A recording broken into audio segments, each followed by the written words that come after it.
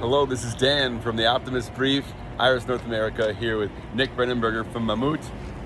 Thanks so much for joining me, Nic. Thanks for having me. Great. Awkward left-handed handshake. So thanks for saying yes to this. We don't know each other, but I've learned a bit about the business. You know this podcast is all about optimism, right? And so for me, that means coming to a place like Cannes, celebrating creativity, and sort of laughing in the face of those who say creativity is dead, because I think this place and this event, these people and you are proof that that's not true, right? Yeah, I mean, that's clearly not the case, right? Like, I think this is the festival of creativity. It was 10 years ago when I was here last. I mean, it changed a lot, but it's still incredible what humans can bring about. And I think AI is now part of the industry. There's an award for AI, but personally, and I think everyone else who has made the first experiences with AI in advertising is like, it's kind of good, but it's not great.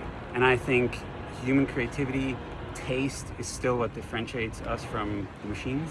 And creativity is where it shows first, right? So true. Yeah. And I think those of us who aren't natural creators have actually been empowered by it, right? So I had an idea for a client, and it said like, hey, you should give away. So he works for Nerds, a candy company, and I was at 30,000 feet on an airplane. And I thought, hey, it'd be funny if you guys gave away like Nerds glasses, the classic tape in the middle, but covered in Nerds, just like the Nerds gummies are. So I, put that in through Cloud. I was like, it would look like this, and it mocked it up for me. I was able to show it to the client, literally from a flight. And I'm not even a creative guy, but it helps to understand, I think, that this is actually an empowering thing, and sometimes something that helps us create even faster and demonstrate our ideas quicker. Oh yeah, for sure. I mean, it's like, it's as a starting point, it's like absolutely fantastic, right? Like it's probably not going to take you all the way through to execution and final work product. Definitely. But as a starting point, it's genius. And like I heard someone say here in Canada, like, it's like this era will not be remembered as like, oh, AI is taking over, and also no one will say like, oh, these were the leaders that used AI, right? Like, it's just a tool. It's like no one says from the people 10 years ago, like, these were the leaders that used laptops. Yeah, right? The leaders of Photoshop. Yeah, exactly. Yeah, it's just a tool. It's just a tool. That's such a good point. Okay, so for those who don't know, can you talk about what Mammut is and what your sort of mission is as a company, because I think it's very cool.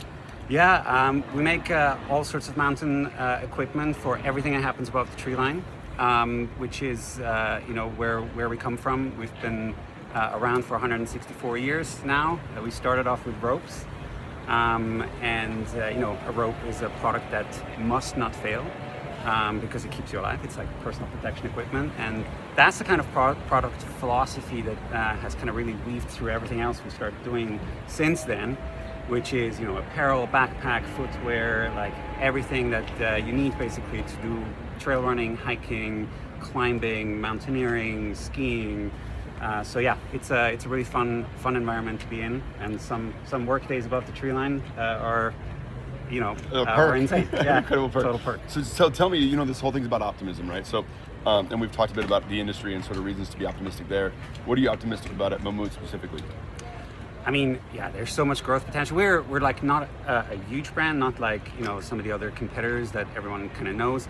So we have obviously a lot of growth potential, just naturally growing.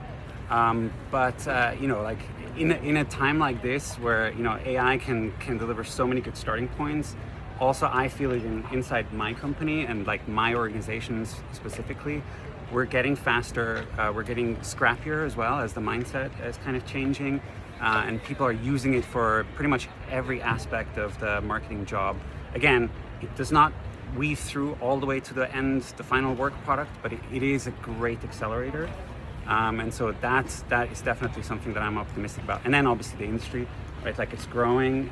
More people want to go outside. The wellness kind of trend is like really strong, and it pushes against the tree line, right? And that's where we are, and so we're welcoming everyone.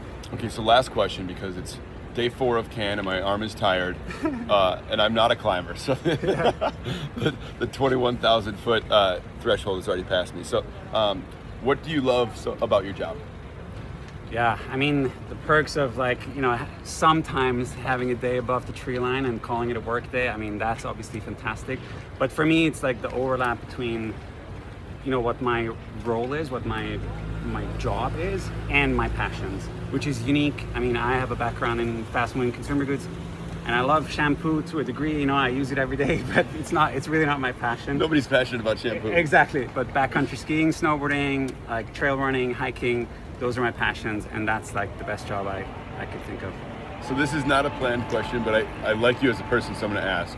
What made you say yes to a podcast with somebody you've never met before? I don't know. I have time. I find it interesting. I think it's a cool format. Yeah.